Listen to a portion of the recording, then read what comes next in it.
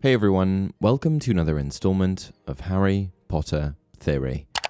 When Muggle-Born students are sent off to Hogwarts school, how do you think their parents explain their absence to the rest of the Muggle world? What do their parents tell the government? What do they tell their friends? To those with no knowledge of the wizarding world, what happens to their children? Today we're going to be exploring all of that and more as we discuss the Muggle-Born students being sent to Hogwarts. First things first, I have to give credit where credit is due. This video was actually the most requested topic from my recent community tab post. There, a user by the name of David Kennedy 8929 asked the following. I still want to see a video on how the Muggle parents who sent their kids off to school spoke to their friends regarding the magical world. Hermione's parents come to mind. So, what is a Muggleborn and why is this such an intriguing topic? Muggleborns are witches and wizards that come from non-magical families. They are effectively the first magical individuals in their lineage, and because of their sudden manifestation of magical abilities, they often surprise and confuse their Muggle relatives. Muggleborns face particular challenges within the wizarding society, as their lack of magical heritage can lead to skepticism and even hostility from some pure-blood individuals who believe that magical ability should only be reserved for those born into wizarding families. But regardless of how purebloods feel about them, Muggleborns are legitimate witches and wizards, and they have every right to all of the aspects of wizarding society, Hogwarts included. And one day, when the time is right, they end up getting their Hogwarts acceptance letter, just like everyone else. Traditionally, the Hogwarts acceptance letter informs new students of their acceptance to Hogwarts, and along with the letter includes a list of required textbooks and materials required for the upcoming school year. When a witch or wizard from a magical family receives this letter, things are fairly straightforward. They know the procedure, and when the time comes for them to go to school, they're brought to platform 9 3/4 and sent off. The procedure for Muggleborns, however, is a little bit different, as it often causes a lot of confusion. Hermione said the following, "Nobody in my family's magic at all. It was ever such a surprise when I got my letter. And I was ever so pleased, of course. I mean, it's the very best school of witchcraft there is." Colin Creevy also weighed in on the process. "It's amazing here, isn't it? I never knew all the odd stuff I could do was magic till I got the letter from Hogwarts. My dad's a milkman. He couldn't believe it either. So I'm taking loads of pictures to send home to him." In the case of Muggleborns, Hogwarts dispatches a member of staff to travel to the home of said Muggleborn student so that the letter can be properly introduced and explained. The books don't actually acknowledge which staff member is directly responsible for this. However, as McGonagall is in charge of the registrar, it makes most sense that it would be her responsibility. I can't even begin to imagine how difficult it would be to explain magic to a Muggle, a real monster of a task. However, if it's going to be anyone, I think that either Dumbledore or McGonagall would be most convincing. In the films, we see Dumbledore travelling to Wool's orphanage to inform Tom Riddle of his acceptance to the school. Though he was magical, he had no parents that he knew of, so it's necessary for a member of staff to come and explain the process, as well as the magical world. But I wonder, does part of this introduction to the world of magic include an explanation on what to tell their Muggle friends and family? One of the biggest and arguably most important wizarding laws is the International Statute of Wizarding Secrecy, a statute implemented in 1692 with the goal of hiding the existence of witches and wizards from Muggles. Wizarding society wasn't always so hidden, not systematically anyway. During the medieval period, wizards were persecuted brutally by Muggles, who were afraid of magic but not very good at recognizing it. This caused many wizards to operate in self-imposed secrecy.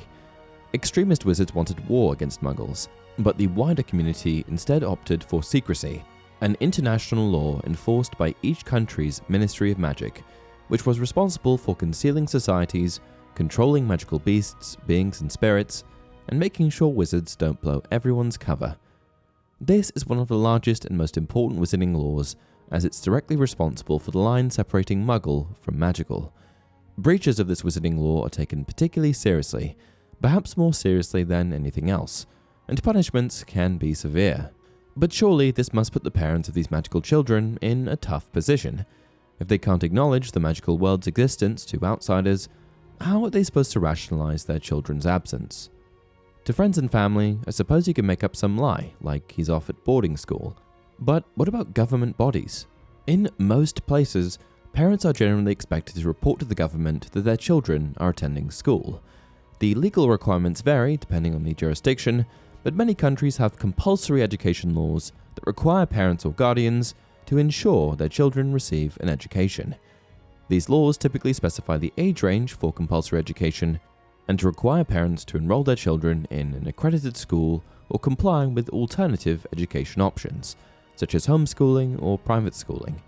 In the US, for example, all states have laws mandating school attendance, with specific age requirements that vary by state. Parents are generally responsible for ensuring their children attend school and may be required to provide proof of enrollment or attendance to the government or local educational authorities. If they can't disclose information about the Wizarding World to their respective government, how can they possibly rationalize their child's absence? I've got a number of theories. Muggle connections. Despite the Muggle and Wizarding World's prominent division, it is worth noting that there are some key Muggle figures that do know about all that is magical. One such individual is the Muggle Prime Minister. Traditionally, the British Prime Minister is informed about the existence of the Wizarding World on the night of their appointment. Occasionally, they would have meetings with their Wizarding World counterpart, the Minister for Magic, to discuss matters that could affect both the Wizarding and Muggle worlds, such as notable events like the escape of Sirius Black, the mass breakout from Azkaban, and the return of Lord Voldemort.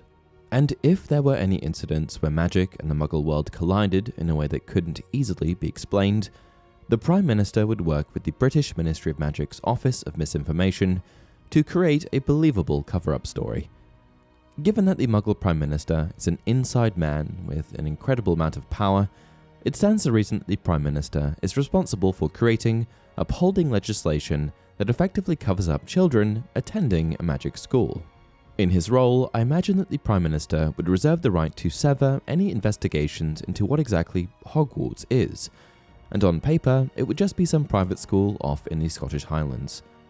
Alternatively, Muggle-born Hogwarts students may be just listed as homeschooled kids that receive their curriculum from a school without a physical location.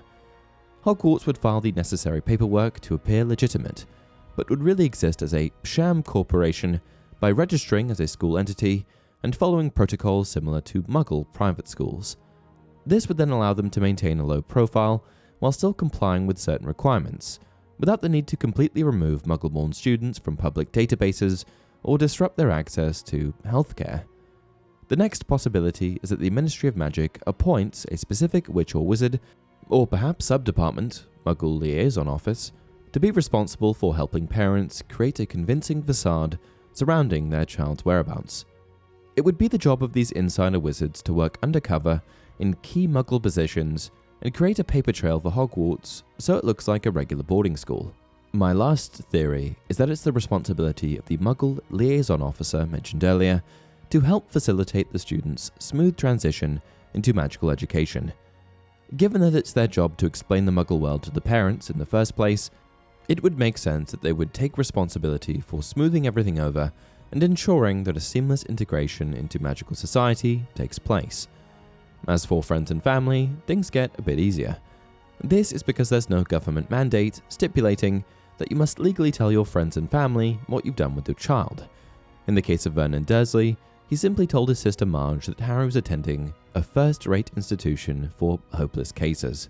Well, it'll be hard work pretending to Aunt Marge I go to that St. Whatsits, St. Brutus's Secure Centre for Incurably Criminal Boys. Exactly, it's a lot to remember. I'll have to make it sound convincing, won't I? What if I accidentally let something slip? You'll get the stuffing knocked out of you, won't you? And that's it for this video. What do you think? Had you ever pondered what Muggle parents would have to go through to keep their respective government happy? Let me know down in the comment section below. Also be sure to check out more content on my second channel, Harry Potter Theory Extra, where I post an additional 2 to 3 videos a week. Until next time, remember, it does not do to dwell on dreams and forget to live.